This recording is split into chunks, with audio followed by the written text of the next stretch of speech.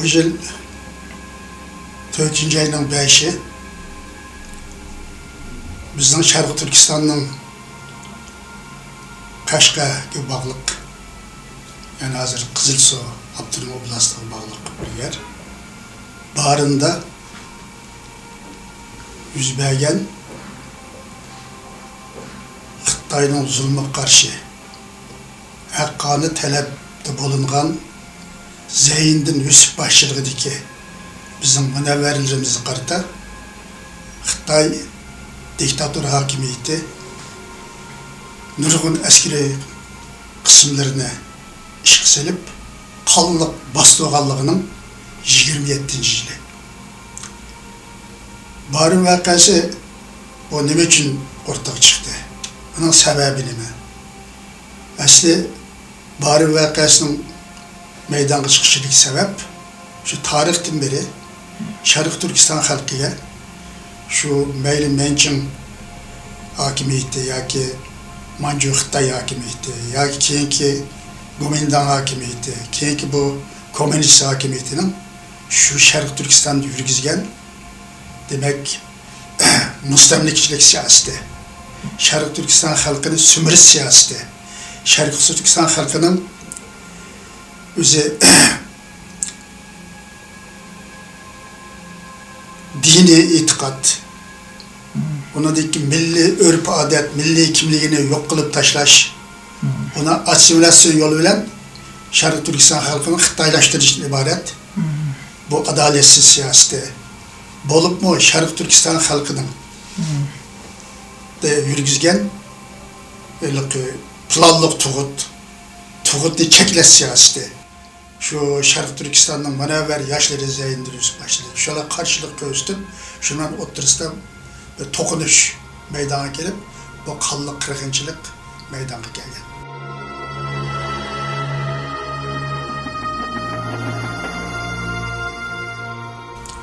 Yani bunu şu bariyecisi aslında Şarkı Türkistan Türklerinden, Uygur Türklerinden ve başka Şarkı Türkistan halkı, şu barın halkının köreşcan royğu gibi bir halk bu.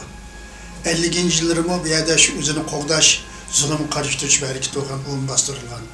69. yılı yani barında bir teşkilatlanıp şahidik yaşla Xitayning zulmüne karşı toxtat bu zulmünü toxtat degenden bu umuqallık şekilde bastırılgan.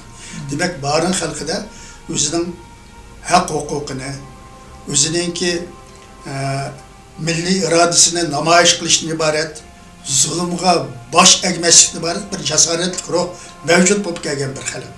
Demek o özünün hakkani taleplerini oturup koygan bolsa mı, lekin Xitay hakimiyeti 10 mingdan artık kurallı kısmını hareketlendirip, hatta bundan o işlep çıkış kuruluş arbiyesi, yerlik sakçı, kurallık muntazam armiya, hatta Lenco'dun askeri yötkep kelip, demek havadan, kuruluktan kattık kırgınçılık edip bağın.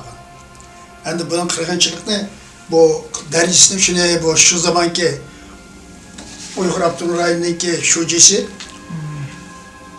Van Loçen'deki bir sözüden buna ait uçuk görüş mümkün. Yani bu kırgınçılıkın ne kadar kattık boğallığını onunla görüşümüz mümkün. Yani Uygur Abdülrahim'lik Xitay Komünist Parti'nin birinci sekreteri Sun Xellam tüvendeki ifade edilgen bu yani. Toplam yüz belgendeyken merkezdeki baş sekreter Jiang Zemin, baş minister Li Peng, Harbiy İşler Hükümeti'nin mavur reisi Liu Huaqin Katarlık rehberler eksilin kılağı kurallı toplanan içinde çıkka intayın ehmiyet verdi. Merkezi Komitet yani Kurallık Sakçı Kısım Baş Ştabı'nın maun kumandanı Wang Wenli bilen Cemaat Komünistiki Ministerliği 1. İdaresi'nin başlığı Tang Sunchuni Kaşqa'ga hizmet grupsuna başlap gelip hizmetlerge yetekçilik kılış kuvvetti. Demek bu paketler barın kozalağının şundak onun bastırılışının tasaddup emesligini ispatlap verdi. Kozalağının tasaddup emesliği müstemlikçiler zulmünün haddini aşkallığı, Uygurların istiklaliyet, azatlık için köreş kılıç royunun küçeygelliği bilen izahlansa, onu bastırışının tasaddup emesliği, kol kılış, kırış, nazaret kılış görmenin kendiği, bir izi ahalisi karşı tiştirlik korallangan armiyanın bastırğanlığı barın meselesinin memleketin kıyasını kötürülüşü bilen şerhiyleniyordu. Demek o vakit demek hem havadan hem kırıklıktan. Şu vakitte de ki kelgelinin yetişi qaraganda, paş olgan mesele qaraganda qalliq qirg'inchilikni da 20 ming nüfusga ega bo'lgan bir yezi bu bari desa. Onun merkezde demiş bu ne bu bari degan qanday shahar mi viloyat desa, bir köy desa belki yo'l yo'riq qat'iy bostirish kerak deb yo'l yo'riq qo'ygan shukurdi. Shuning uchun nurg'un askarlar tashlangan bo'lib, o'ymi aqtirib mayli qeri yosh, kichik, cho'ng demay qirg'in qilgan. Ahvaldan qaraganda, şu vaqtki ma'lumotlardan qaraganda şu 1000dan ortiq odam o'ldirilgan bu qalliq qirg'inchilikda. Undan keyin davomli tutqun qilish harakati elib berilib barında ve bunun hissdaşlık qildi degan bana bilan butun Sharq Turkistonda qo'lga kirishlar, jazolashlar davomli elib berilgan. Demak, bu harakatning asosi Xitoy hokimiyati bu fursatdan foydalanib turib, Sharq Turkiston xalqining o'zining hurriyat ve o'zining inson yashash haqqini talab qilishni iborat irodasini sundirib tashlash, buni faqatla makinalik robotlarga aylantirish, qilcha ses chiqaranmaydigan, un chiqaranmaydigan, ovoz chiqaranmaydigan mundadalga keltirish uchun buni cho'ng qirg'inchilikni olib borgan. Buning uchun turkumlab bir nechta turkumda bir mancha yoshlarni demak o'lim jazosi hukm qilib o'ldirgan. Nurg'ullarni uzun yillik, yani 20 yil, 15 yil qamoq jazosi hukm qilgan. Bu voqea şu vaqtda bu Türkiye'de olsun, dünyada olsun bu matbuatta ma'lum bo'lgandan keyin bütün dünyadaki yani memleketin sirtidagi Sharq Turkistonliklarning qattiq noroziligiga, qattiq ayblashib uchirdi bu Xitoylarning bu ilib borgan Xitoy hokimiyatining bu qalliq qirg'inchiligi. Şu vaqtda biz şu İstanbul'da birincisi biz gizitçiler cemiyetinde Barim vakasının umumen mahiyeti, bu nime vaka? Bu şimdi anlatış için bir toplantı gizitçilerge, yabancı gizitçiler, yerliklerge bir çıkın içip bu vakanın mahiyeti anlatıldı. İkincisi, bizim şu an Doğu Türkistan Köşmeliler Cemiyeti, Doğu Türkistan Vakfı, Kayseri Doğu Türkistan Hemkarlık ve Kültür Cemiyeti beraber bizden de bu bir namayiş Çağlayan abide, Çağlayan meydanında demek 4000 kişilik büyük bir namayiş uyuşturduk. Bu namayişti mi şu Xitoyning bari vakasıdaki bu qalliq qirg'inchilikni ayıpladık ve davamlı yürgüzilayotgan bastırışlarını to'xtatish haqida chaqiriqlar qilindi. Bu dünyanın bütün matbuatlarida ve medyada keng inkos etildi. Ondan başka biz yani şu vaqtdagi vakıf cemiyet teşkilatları olup Sultanahmet Camisi'de yani şu 4. ayının 12. günü şu bari vaka şehit oğullarına nispeten gıyabi namaz kılış ve mevlid okuttuk yani. Mevlid okuttuk. Bu hareketteki demek halkaradaki inkasıma ait kattık oldu. Ama Xitoy hakimiyeti yani qo'lamda kuch deb o'zining bilginini qilishni iborat zo'ravonlik siyosatini hozirgacha hech bir o'zgartgani yo'q. Bundan keyin masalan nurg'un voqealar, G'o'lji voqeasi, nurg'un voqealar yuz berdi. Bu voqealarda davomli bostirishni shu asos qilib, demak Sharq Turkiston xalqini davomli bostirish harakatini olib boryotdi. Sharq Turkiston xalqining milliy kimligini yo'q qilish uchun urinyotdi. Sharq Turkistonda masalan dinini, bizning erkin dini ibadetlerini yolib qo'yishni cheklayotdi. Tilni mi, masalan Sharq Uyg'ur tilini cheklash. Burun demak Sharq Turkistonda bu Uyg'ur tili oliy maktablarning o'qitish tili edi. Ham Xansu tili bilan barobardi. Ammo 2001 yildan boshlab demak Uyg'ur tilining oliy maktablarda ta'lim tarbiya tili bo'lishini amaldan qoldirdi. Undan keyin hozir qo'sh tillik ma'rif degan bijmini ko'tarib yasab chiqib, yashlidan tortib balani Xitoycha o'rgatish. Ikki tilli Xitoycha til chiqarish Uyg'ur bolalar. Bu harakatni jiddiy olib boryapti. O yalnız o Xansu tilini o'rganish, Uyg'ur tilini o'rganishdan iborat bir qo'sh tillik harakat emas. Buning mohiyati bir til. Xitoy tilini hukmron qilish, Uyg'ur tiliniki qo'llanish doirasini cheklash. Uning doirasini cheklashdan iborat bir harakat davom qilinib kelyapti. Demek içkiriden yani şu Xitaylarını köplep köçürüp Şinjan Şarkı Türkistan'a çıkıvatıdı. Bu yerdeki yerlik insanlar işsiz. Bularının tuğut çekleş hareketini devamlı yürgüzüvatıdı.